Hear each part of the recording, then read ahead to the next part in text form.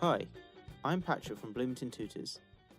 In this video, we're going to combine several of the concepts that you've covered in Unit 1 to solve one of the more challenging types of probability problems that will appear on your exam. We're going to show you how to do this problem, which uses combinations, partitions, and the multiplication rule. Before we begin, I'll review a few concepts that you need to know. Partitions. Sometimes, when we're trying to count the number of elements in a set, it's easier to break that set down into disjoint, non-overlapping subsets. We can count the number of elements in each subset to get the number of elements in the overall set. You may remember that we did this in the last video. The multiplication rule. The multiplication rule is a counting technique and one of the most basic ways of counting possible outcomes. When you have x possible values for thing and y possible values for another thing, then you multiply the two to get the number of possible pairings of things. This rule is used when the order or role of each thing is significant. For example, let's say you had 4 shirts and 3 pairs of pants.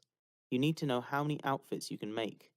The order doesn't matter, but the role does, since to make an outfit you need 1 shirt and 1 pant each time. In general, when you need certain amounts of something, that means it's fulfilling a specific role. In this example, we'd multiply the number of shirts times the number of pants to get 12 possible outfits. Later in this problem, we're going to use the multiplication principle to find the size of our event space. Combinations. Combinations are used to count outcomes where the order or role doesn't matter. For example, if I'm picking which shirts from my closet will go into my suitcase for my trip, all the shirts are fulfilling the same role, covering the top half of my body. And the order doesn't matter, because once they're in my suitcase, they all get jumbled up. For combinations, we use the combination formula. Permutations. We're not going to use this in this problem, but in case you're wondering, the other way of counting is permutations. Permutations are a special case of the multiplication rule, except that things get used up as we go, and we're picking from the same set of things each time. For example, once you get to your hotel and you open your suitcase to look at your 4 shirts, then you get out your calendar and plan what order you're going to wear them in the next 4 days. You want to wear a different shirt each day, so they get used up as you go. Now for the problem. Please read it to yourself now.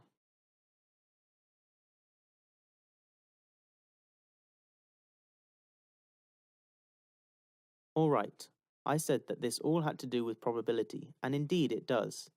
This is a probability question with equally likely outcomes. In finite, the probabilities of events can be found by counting and dividing. We're going to pick 3 items from a total of 8 items without replacement. It's without replacement because once we pick one particular writing implement, we can't pick that same one again. First, we're going to find the total number of possible outcomes. That's our denominator.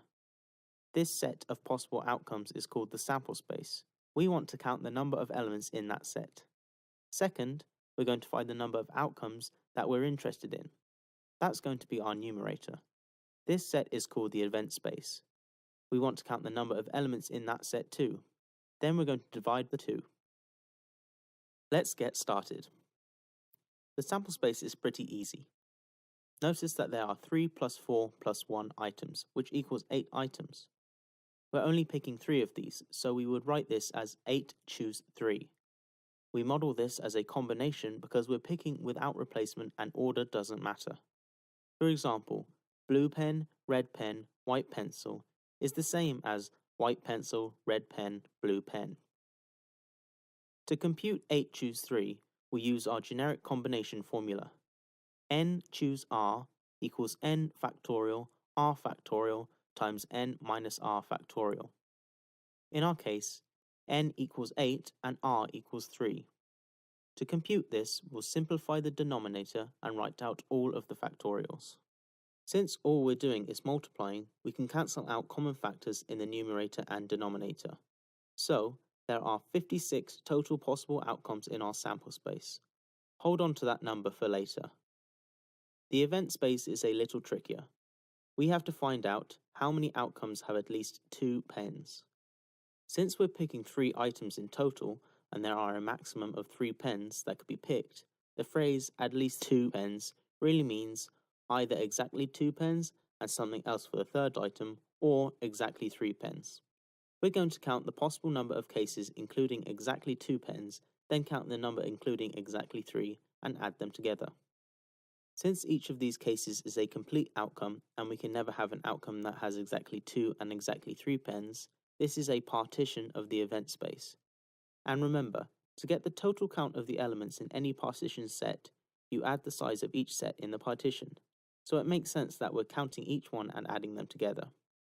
First, let's look at the case where we're picking exactly 2 pens. There's 3 available and we're picking 2, so that's 3 choose 2 possible options. 3 choose 2 computes to 3. After picking 2 pens, we still need one more item to get 3 items total. There are 5 other objects and you need to pick one, so you have 5 choose 1, which computes to 5. What do you do with 3 and 5?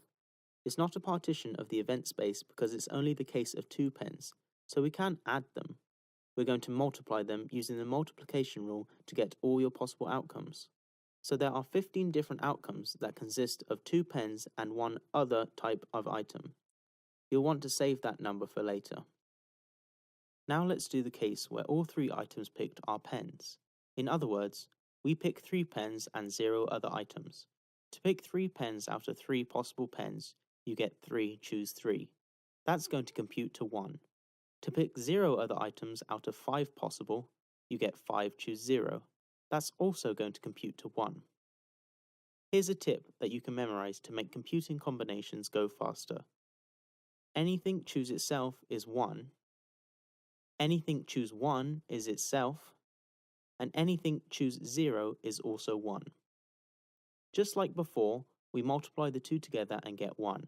The number of ways to pick 3 pens and 0 other items, that's the second part of our event space. Now, remember that you need to add the outcomes that have 2 pens to the outcomes that have 3. So you get 16 possible outcomes in your event space.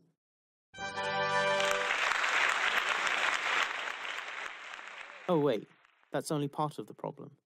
You have your event space 16 and your sample space 56. Last step, we divide. In this case, you might notice that both are divisible by 8. You can factor each out to 8 times a number. Cross out the 8s and you get 2 sevenths. So there you have it. The probability that you pick at least 2 items that are pens from the cup is 2 sevenths. Sometimes, a problem might ask you to leave your answer in terms of the combination notations without actually computing the values. In that case, we'd leave our answer in these terms. Remember to find the probability of an event. You need to count the sample space, count the event space, and then divide the two. To count each space, you need the counting techniques that we covered. Here's a handy chart reviewing these techniques. The partition set was when we needed to know how many total shirts and pants we had. The multiplication rule was when you wanted to make outfits and needed to know how many pairings you could make where role mattered. Combinations were when you threw a bunch of shirts from your closet into your suitcase and they all got jumbled up together. Role and order went out the window. Permutations, which weren't in the pens problem, were when you got to your hotel and decided to get out your calendar and figure out which order to wear the shirts in. You used them up as you went because you didn't want to wear the same shirt twice. To test what you've learned, visit our quiz. Here's the URL. Choose to practice by chapters or topics and choose practice mode or quiz mode. You'll get helpful tips to figure out the right answer if you didn't get it the first time. I'm Patrick from Bloomington Tutors. Thanks for watching.